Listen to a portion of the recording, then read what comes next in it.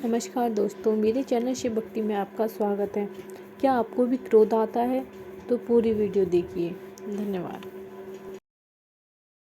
जीवन में जितना कम हो सके उतना क्रोध करना चाहिए, क्योंकि क्रोध आपके विकास का रोड़ा है।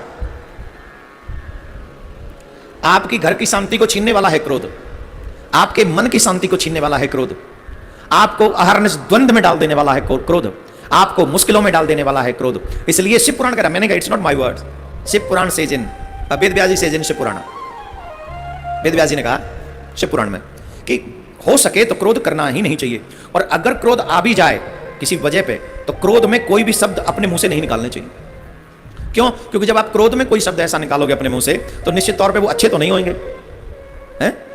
क्रोध में आप कहोगे तुम्हें माता पिता तुम्हें ऐसे बोल पाओगे? नहीं बोल पाओगे ना। कुछ ना कुछ मैं तुझे देख लूंगा, या कुछ भी एक ऐसा शब्द निकलेगा जिस शब्द को सुनने के बाद सामने वाला भी कुछ बोलने पर विवश होगा।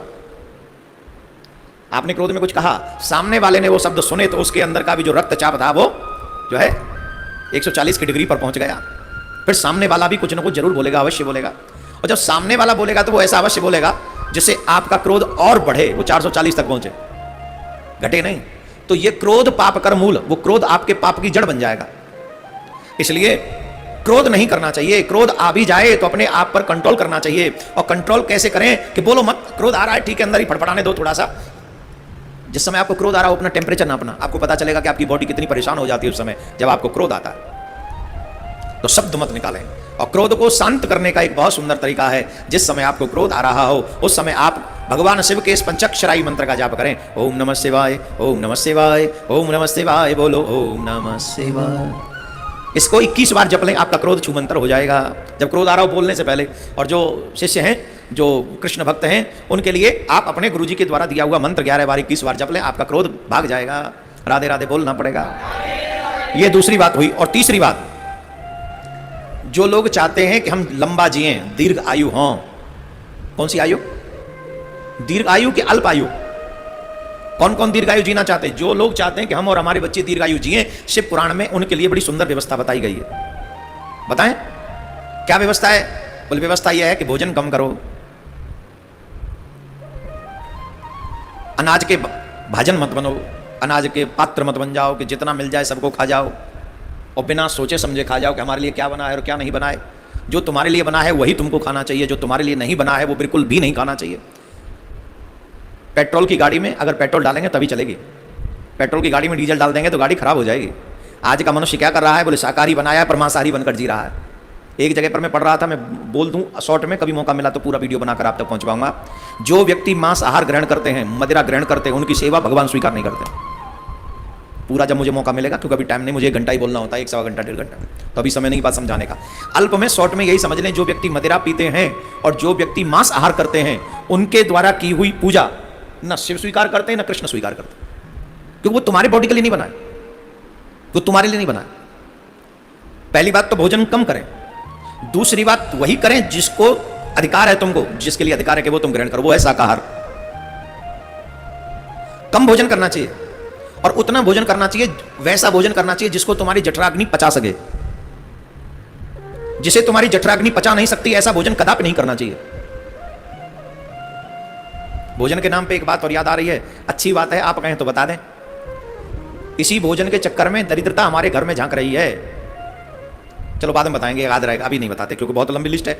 आज हम सोच के आए थे ये आपको बताएंगे, और ये आपके घर की खुशहाली के लिए है, इसलिए बता रहे हैं। शिव जी की कथा तो चली रही, क्योंकि शिव पुराण में ही है, इस पुराण में ही लिखा है जो हम आपको बता रहे हैं। कहां थे हम? भोजन कम करना चाहिए और शाकाहार करना चाहिए। तीसरी और अहम बात, ज्यादा से ज्यादा व्रत करना चाहिए। अहम बात है, ये बहुत अहम बात है, इस बात को हर कोई नहीं समझेगा। यहां एक और गजब की बात हम आपको बता दें, जितनी एनर्जी, जितनी शक्ति, जितनी पावर आपको भोजन करके प्राप्त नहीं होती, जितनी एनर्जी, जितनी पावर आपको व्रत करके प्राप्त होती है। इसीलिए हमारे ऋषि मुनियों की परंपरा में व्रतों को विशेष महत्व दिया गया। मैं शिव जी के व्रतों के संदर्भ में पढ़ रहा था, तो महीने में कम से कम 4 से 5 व्रत हैं जो शिव जी के भक्तों को करने चाहिए। अमावस्या का व्रत करना चाहिए, पूर्णिमा का व्रत करना चाहिए, और एकादशी तो 2 आ ही जाती हैं, तो 2 और 2 4 हो गए, और फिर 2 व्रत और हैं, वो अभी मेरे दिमाग में नहीं आ रही। जब जिस दिन व्रतों के विषय में बताऊंगा उस दिन बता दूंगा। तो कम से कम 6 व्रत हैं। एक विशेष बात, जो इतने व्रत न कर सके उसे एनी हाउ शिवरात्रि का व्रत करना ही चाहिए। जन्माष्टमी का व्रत करना, जन्माष्टमी का तो हम कृष्ण के चाहने वाले कह रहे हैं, पर शिवरात्रि का और कृष्ण जन्माष्टमी का व्रत महत्वपूर्ण है, अवश्य करना चाहिए। बहुत पुण्यों का फल शिवरात्रि का व्रत दे देता है। तो ये तीसरी बात हो गई, भोजन करें, कम भोजन करें, शाकाहार करें और ज्यादा से ज्यादा व्रत करें, ये तीसरी बात। यहां पर एक और बात बताई गई है, संध्या के समय, संध्या का जो 2 संध्याएं होती हैं शिव पुराण में, मालूम है कि नहीं? संध्या एक होती है, 2। हमारे त्रिकाल संध्या की बात आती है, राइट, पर 2 संध्याएं होती हैं, एक मॉर्निंग संध्या होती है, एक इवनिंग संध्या होती है। तो मॉर्निंग संध्या कैसी होती है?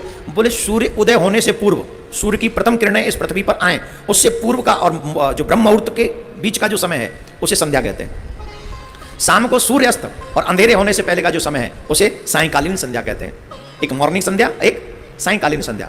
तो संध्या के संदर्भ में एक बात कही गई है, संध्या के समय चाहे वो मॉर्निंग की हो चाहे वो इवनिंग की हो, कुछ काम नहीं करने चाहिए। वो कौन से काम है? बोले भोजन नहीं करना चाहिए। कई लोग सुबह उठते ही